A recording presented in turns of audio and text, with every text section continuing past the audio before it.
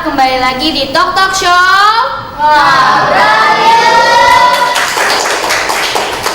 Nah, kan tadi kita udah menanyakan sih apa dari pendidikan karakter itu, tujuan pendidikan karakter itu, dan apa dari pendidikan karakter itu. Nah, sekarang kita nanya lagi nih Pak ya. Seorang guru kan pasti punya attitude atau tata krama nih. Nah, bagaimana cara menerapkannya di lingkungan sekolah supaya bisa menjadi cerminan dari siswa-siswinya gitu? Guru itu juga sama seperti siswa yang lain diajarkan tentang tata krama dari mulai sekolah dasar, kemudian juga sekolah lanjutan dan sebagainya. Untuk mencerminkan guru yang bersikap baik, maka harus mencontohkan pertama juga harus mendukung setiap kegiatan sekolah beserta siswa, kemudian juga aktif dalam kegiatan-kegiatan sekolah dengan memberikan contoh yang baik, kemudian juga memberikan contoh perkataan yang baik ketika mengajar di kelas, kemudian juga di luar kelas juga harus mencontohkan. Kemudian berikutnya juga harus aktif dalam keagamaan di sekolah, sehingga siswa dapat minimalnya melihat dan selanjutnya bisa meniru hal-hal yang positif dari guru tersebut, seperti itu. Kita bertanya lagi nih Pak, kan ada tata tertib ya setiap sekolah itu. Nah, untuk membentuk pendidikan karakter, tata tertib itu apa emang efektif atau memang ada beberapa yang tidak efektif gitu? Tata tertib itu akan efektif apabila ditegakkan. Artinya ditegakkan ketika ada yang melanggar kita sanksi, dan ketika ada yang berprestasi kita kasih reward. Nah, tata tertib akan berlangsung dengan baik apabila hukuman dan hadiah itu diberikan. Jadi misalnya ketika ada siswa yang kesiangan, kita kasih nilainya misalkan poin negatif -5, kemudian kesiang lagi -5, atau misalkan keluar sekolah pada jam pelajaran -10, sehingga misalkan dikalkulasi ketika mencapai -100, maka dia akan dikeluarkan dari sekolah.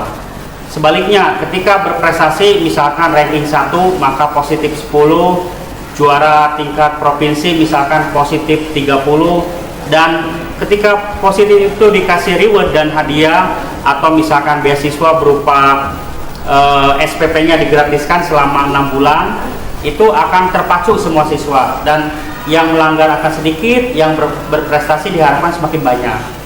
Seperti itu kira-kira. Kan suka ada. Tidak harus ada yang melihat atau tidak ada yang melihat. Nih, bagaimana sih Pak kalau misalnya cara mengatasi itu? Kalau Assalamualaikum. salam. Aduh, baru pulang. Aduh, kamu itu gimana celananya kok gitu sih? Aduh, yang bener dong. Nih Pak, pas banget nih karena kebetulan adik saya udah pulang. Ya. Kan dia tuh penampilannya tuh kayak gini tuh. Bagaimana sih cara menegurnya gitu supaya ya berpenampilan rapi gitu, supaya memang benar-benar bisa mencerminkan anak sekolah gitu. Ya. Siapa namanya Dek? Aditya. Jadi untuk pertama itu tidak harus langsung ditegur, karena mungkin adik Aditya ini tidak tahu tata cara berpakaian yang baik, tidak tahu tentang pendidikan karakter. Selanjutnya apabila kita sudah mengetahuinya, kita arahkan, jangan sampai seperti ini, konsekuensinya kita kasih tahu ya.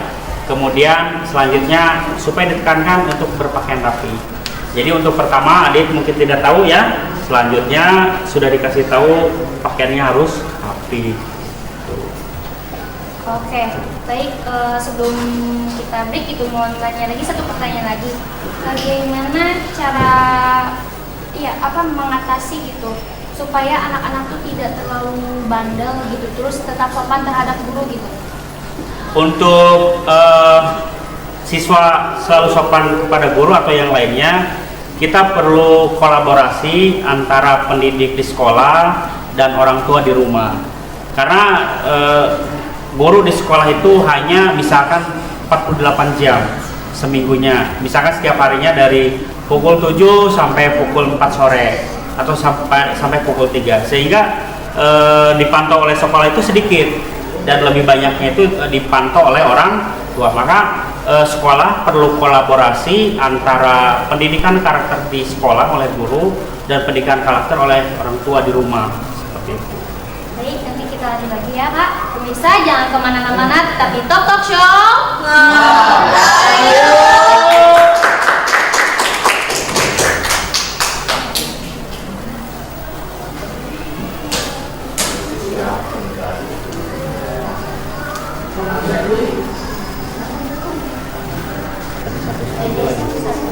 Gagal dulu terdapat pandangan tanpa pewarna buatan sekali bikin pilihan.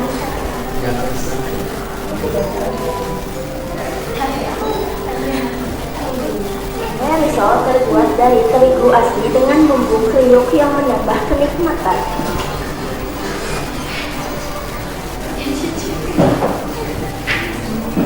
Bolu pelangi empuk di lidah dengan warna yang elegan. Meskipun berbeda-beda, tetapi makanannya tetap satu. Kue Tiga Putri.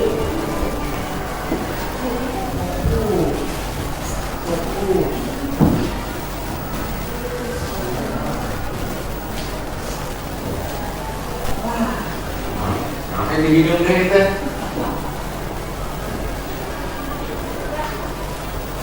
Yuk, kamu nanti iklan playlist.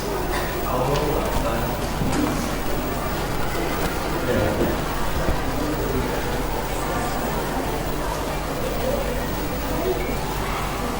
Anu siapa lagi semua sih? Dan kok ya?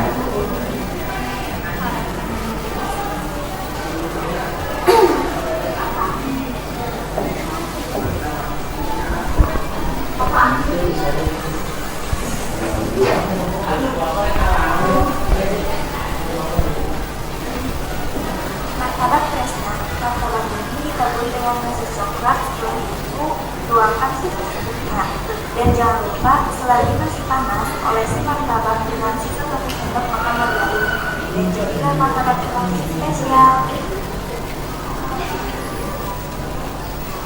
Martabak ini dengan seribu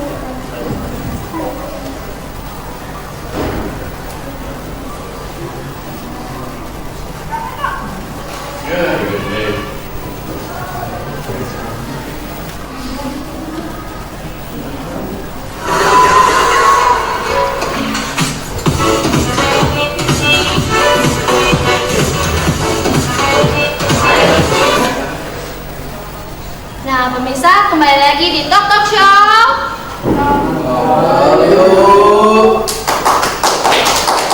Nah, Kak, mungkin ini menjadi pertanyaan terakhir nih. Apa harapan Bapak gitu kepada seluruh anak Indonesia gitu tentang pendidikan karakter dan kasih motivasinya supaya mereka bisa menerapkan hal-hal yang positif berada di lingkungan manapun seperti itu? Ya. Satu, untuk pendidikan karakter itu bisa diterapkan ketika seseorang atau peserta didik dapat minimalnya mempunyai 2 kecerdasan. Pertama, kecerdasan emosional, kemudian kecerdasan intelektual.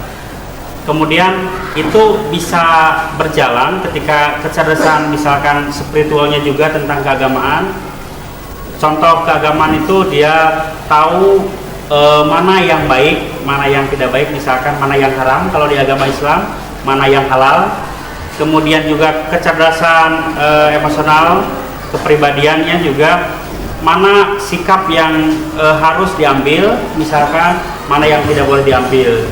Dalam berpakaian mana yang sopan seperti apa menurut keyakinan kita. Kemudian juga kalau misalkan kecerdasan itu dimiliki dari pendidikan agamanya bagus, spiritualnya tahu mana yang baik yang tidak baik, kemudian dari pengetahuan dasarnya kita tahu pakaian seperti apa yang sopan, mana yang tidak sopan, perkataan mana yang sopan, yang perkataan yang sopannya seperti apa, pergaulan yang baik itu seperti apa, pergaulan yang tidak baik itu seperti apa, maka akan pendidikan karakter itu akan tumbuh dengan baik gitu.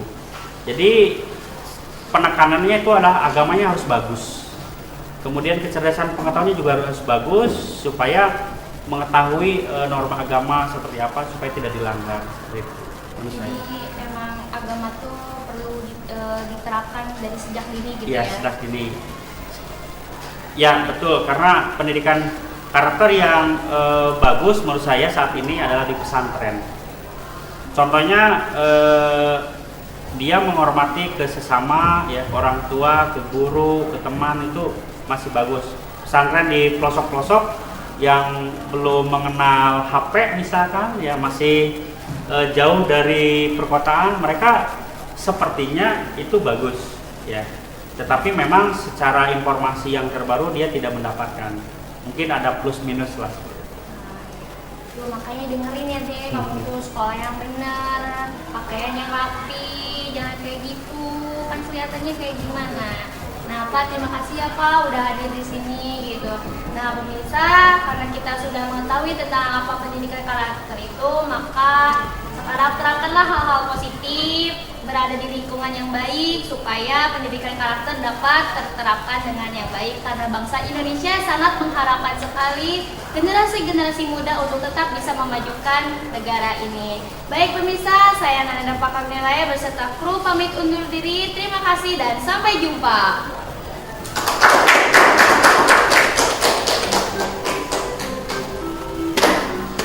Terima kasih Pak. Iya.